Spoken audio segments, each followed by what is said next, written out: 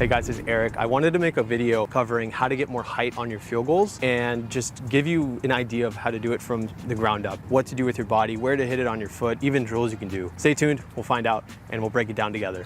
So there's a lot of things that actually come into getting more height on your kicks, and that could be your body posture, getting good contact on the football, where you're swinging your leg. It all does play a part in getting more height on the kick. First thing we're going to talk about is your body posture. Whenever you come in to kick the ball, you do not want to be chest down, crunching after contact or even at contact. We've touched on this on previous videos, but let's say you come in and you swing and your chest is way down here.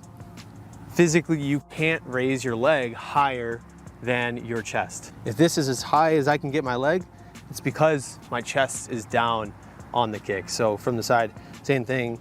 It's very difficult to get a lot of height whenever you're leaning over the football or you're leaning over and crunching down.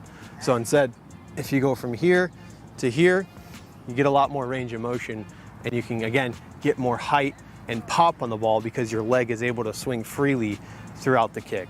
Now, a good way to help that and make sure that you're keeping a tall chest is a very simple drill. So what you can do is whenever you're kicking, instead of just trying to think, stay tall, it's to put your hand, your side arm behind your back.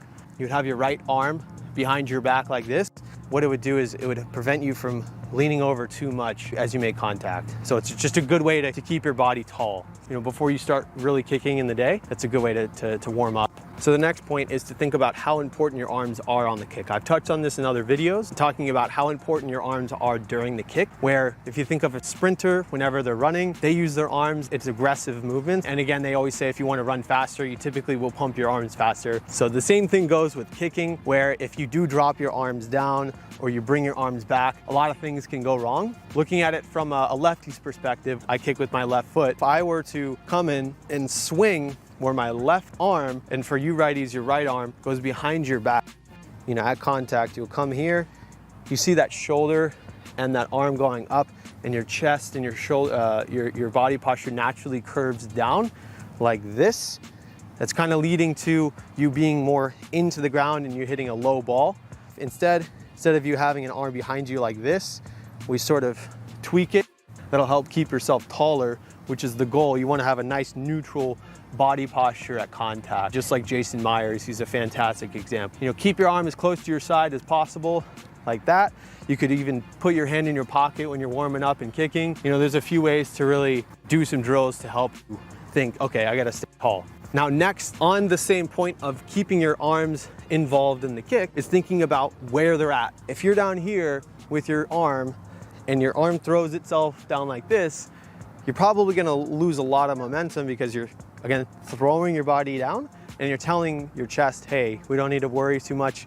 Let's just have a party and not really worry about the kick too much. So let's try to keep a taller arm consistently, because if you throw your arm over, you're gonna drop that shoulder down, and that's where you scoop under the ball and it's not a clean contact. A perfect world is chest height, out and across, trying not to break past your head level. I'm a big fan of right here. This is fine for me, right at like eye level. My arms here, I need to keep my body tall too. This is totally fine, chest height, even eye height or the top of the head, but try not to break past this. And definitely don't go below chest height. This is your golden zone, if I would recommend anything for you. Okay, the next thing that we're gonna do to help you get more height is to focus on swinging through and up on the ball instead of trying to swing up immediately. I know some guys will preach swing up through the ball, swing up through the ball.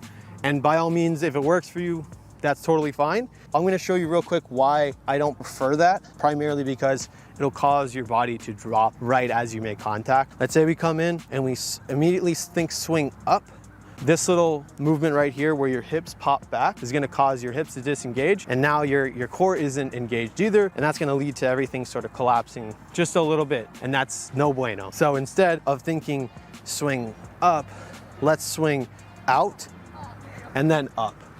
A plane taking off, how it takes off around 45 degrees, that's a good trajectory. Primarily thinking swinging out, let's go out, then up, and then let your body take you downfield naturally as it should.